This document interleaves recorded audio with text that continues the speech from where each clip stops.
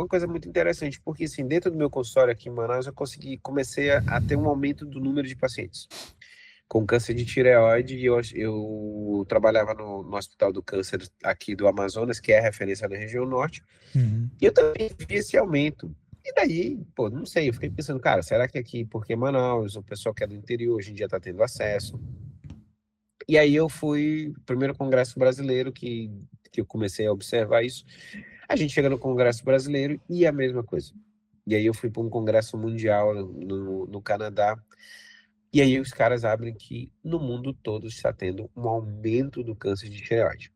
Você está assistindo a um corte do Conversaria Podcast. Não se esqueça de deixar o like, hype esse vídeo e se inscreva aqui no canal para você não perder nenhuma novidade que vai aparecer por aqui. Eu tenho meu treinamento para você aprender a viver de cortes. O que que é isso? Você vai aprender a fazer canais de cortes dentro do YouTube. Exatamente como está acontecendo aqui nesse canal. Isso aqui, por mais que seja um podcast, você está assistindo cortes do nosso podcast principal. Então eu te ensino a fazer isso dentro de um treinamento de aproximadamente 2 horas. Vai aprender a fazer uma renda extra aí para você, ou quem sabe, assim como nós, também viver disso. Então clica no link que tá na descrição e adquira já o seu treinamento. E a gente vai.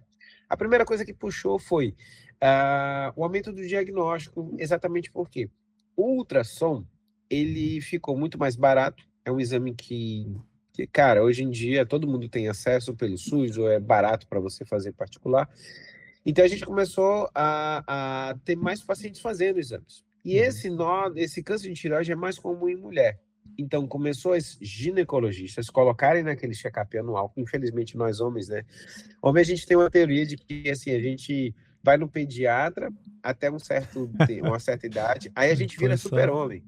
Aí a gente só volta aos pro 40. médico, aos 45 para o cardiologista ou para o urologista. Então, assim, a mulher está indo todo ano. E aí você começou a ser pedido esse ultrassom. E a idade, geralmente, do câncer de tireoide, ela vai estar ali entre os 30 a 45 anos. Então as mulheres começam a fazer os exames e, de repente, pum, tem um nódulo. E do nódulo, quando se faz necessário, faz a punção, putz, é câncer.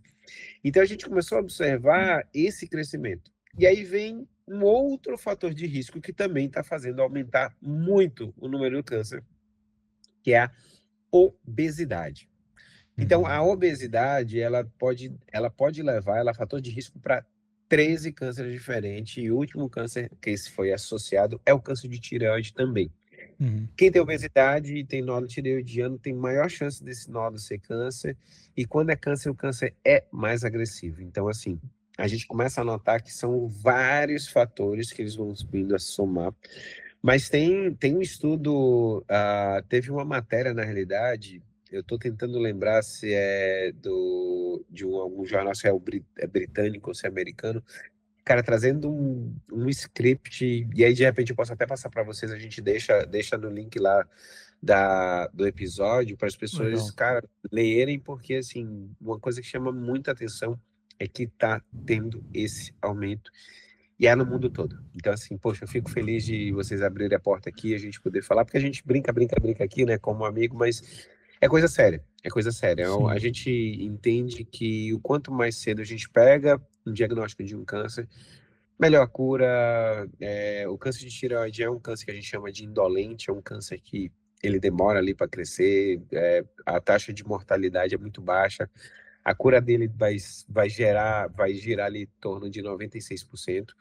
Mas assim, além de a gente curar, ter uma melhor qualidade de vida, menor sequelas de um tratamento de um câncer, sempre é melhor, né, meninos? Perfeito. Ô, doutor, você já explicou várias coisas, assim, né, no nosso episódio. Acho que primeiro delas, né, a questão da cabeça e pescoço, porque eu não sabia que era somente o câncer, então envolve o câncer de todas essas partes, O né? cara ia ter torcicólogo e ia lá com o doutor. Então, Mas vai, viu? Muita gente vai, viu? Muita gente vai, mas tudo bem, vamos lá. Isso é muito bom, acho que tanto eu quanto as pessoas que assistirem esse episódio saberem sobre isso, né? Mas aí, até trazendo um caso, né? A minha sogra, ela teve foi uma história longa, assim, vamos dizer assim, né? Ela teve um nódulo na tireoide, ela fez a punção, tinha até deixar ser minha esposa depois, se eu falar alguma coisa, você me corrige, tá, Mariana? Mas ela fez a punção, deu que era tumor benigno. E aí seguiu com o tratamento, né, pra não sei se evolui também, né, mas depois fez novamente a punção e aí deu como maligno. Aí a pergunta que eu deixo assim, tem como o benigno virar maligno ou pode ser alguma influência de uma outra coisa? Normalmente o que acontece aí? Olha só, toda vez que a gente tem um nódulo tireoidiano, a gente tem que avaliar. E essas avaliações dele, existem características dentro do ultrassom, dentro do nódulo, que pode suspeitar de malignidade. Então, assim, a gente vai funcionar quem tem características de malignidade ou pelo tamanho. Então, sem coisas bem específicas. Mas, assim, para a cabeça de todo mundo, nódulos acima de 1 centímetro, em média, a gente vai funcionar mesmo ele sem nenhuma característica de malignidade. Quando você faz a punção e a punção da benigna, a chance desse nódulo ainda virar câncer vai girar ali em torno de 3 a 5%. Por isso que mesmo que você tenha um ultrassom, fez ultrassom do nódulo, fez uma punção e ela deu benigna, a gente fala assim, olha, vamos fazer acompanhamento? Sim. Porque esse nódulo ele pode mudar, sim. Ele pode alterar, ele pode vir benigno e ele mudar para virar maligno. Isso é uma coisa que pode. A outra coisa, às vezes, que acontece, dependendo do tamanho do nódulo, é o nódulo ser muito grande. E quando fez a punção, o local exatamente onde foi feito, onde tirou células, porque você tira um pouco de célula. Não é uma biópsia que você vai tirar um pedaço, você tira um pouco de célula. Pode ter sido que naquele local que foi puncionado, ele também veio células que eram benignas, mas ela não representava o câncer. Ou às vezes o nódulo é muito grande e lá dentro tem um câncer pequeno. Então, assim, existem várias variáveis. Eu estava falando muito isso até nos meus stories no final do ano passado, porque, assim, é uma coisa que é meio ingrata, porque a medicina, ela nunca é exata. Ela não é um mais um, nem sempre vai ser 2. Sim. Entendeu? Então, acontece exatamente isso, Bruno. Então, às vezes, poxa, imagina se a sua sogra não estivesse fazendo acompanhamento. Já aconteceu isso, de chegar no paciente, pô, doutor, sei lá, 5 anos atrás eu tive um nódulo tireoidiano, fui, puncionei, esqueci, doutor, e agora eu tô voltando aqui. De repente você faz o ultrassom, cara, você já olha e fala, putz, isso aqui não tá com cara boa, não. E aí funciona e dá câncer, e você, opa, entendeu? Então, assim, Entendi. é algo que a gente sempre fala para as pessoas, porque na medicina, assim, a gente fala que nem nunca, nem sempre. Quer dizer, nunca vai acontecer isso, cara, pode acontecer. Ou sempre acontece isso, pode ser que não aconteça. Então, esse cuidado que a gente tem de pedir para o paciente para voltar, para fazer o acompanhamento, é exatamente por causa disso, Bruno.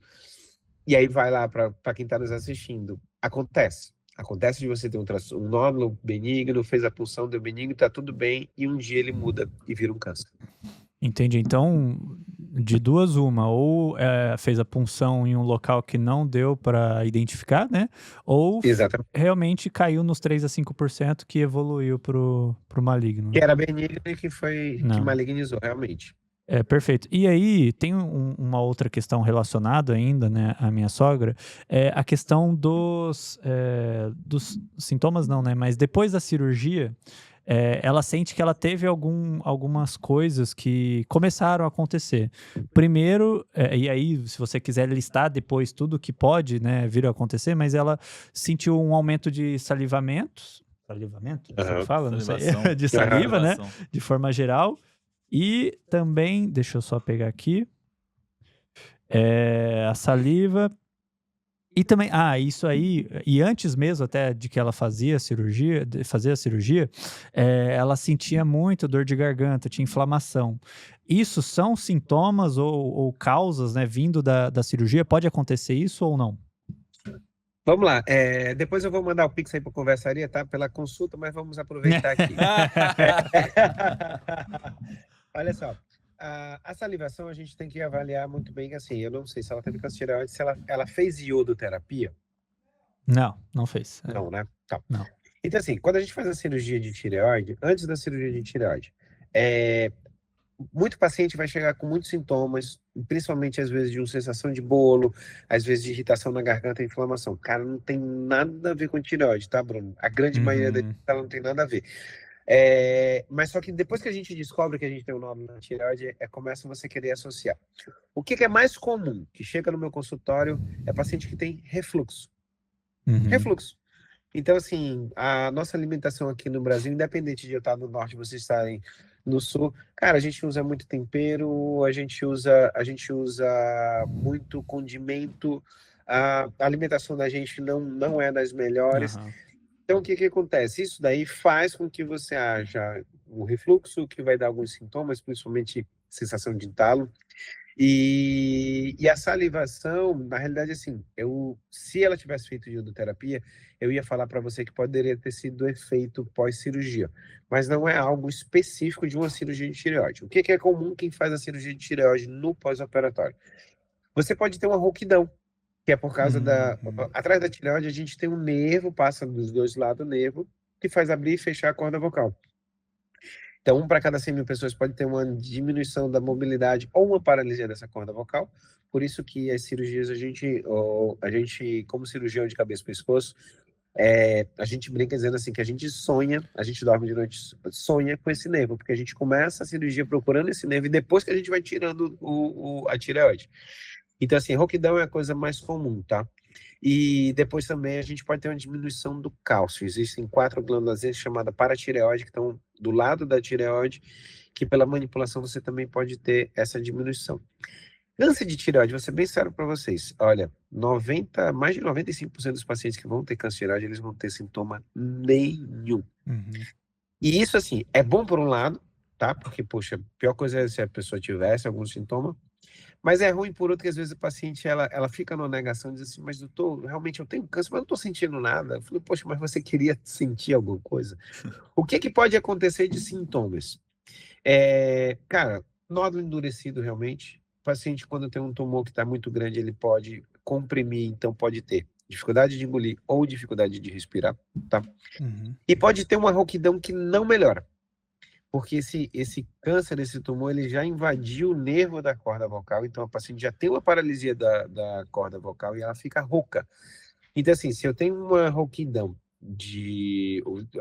qualquer paciente, pessoas que estão assistindo a gente, que tem uma rouquidão que passou de 3 semanas e não melhorou, vai num cirurgião de cabeça e pescoço, porque isso chama atenção pra gente, entendeu? Porque uma rouquidão, ela tem que melhorar com 3 semanas. Fazendo tratamento, pode ser chá, pode ser xarope, pode ser anti-inflamatório, pode ser qualquer coisa, mas com 3 semanas a média é de uma rouquidão melhorar. Se não, procure um cirurgião de cabeça e pescoço, porque aí a gente pode ver desde um tumor dentro da corda vocal ou um câncer de tireoide que pode também acontecer isso. Maravilha. Show de bola. Ô, doutor. Oi. Pode falar. Não, eu ia falar do meu Pix, depois eu mando. Manda no privado do Bruno lá, que daí a gente faz uma permuta. A gente já acerta aí. Vixe, na verdade, não manda agora não, porque vai ter que fazer um montante, porque vem outras perguntas aí, né? Com certeza. Eu já fiquei até meio assim agora. Vamos puxar. Vou dar uma hora de consulta, tá, meninos? Vamos lá.